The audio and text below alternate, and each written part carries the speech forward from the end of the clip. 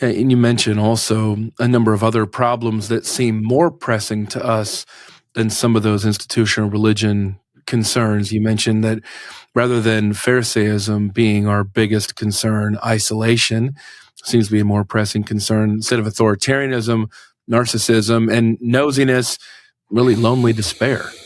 Right. I mean, I think, again, if you're imagining the target audience for my book, it is people, for the most part, living in some of the most secular societies the world has ever known, where institutional religion, not in all cases, but is often in the weakest position it's been in.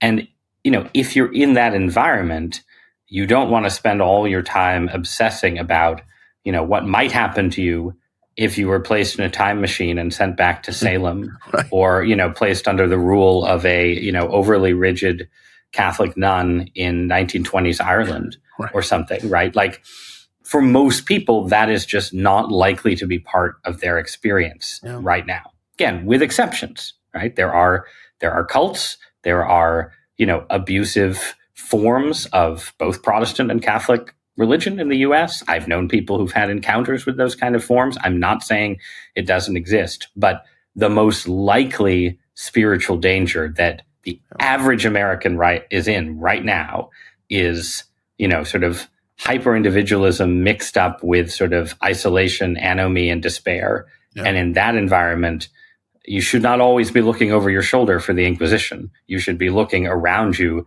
for a community and a ladder up toward higher things.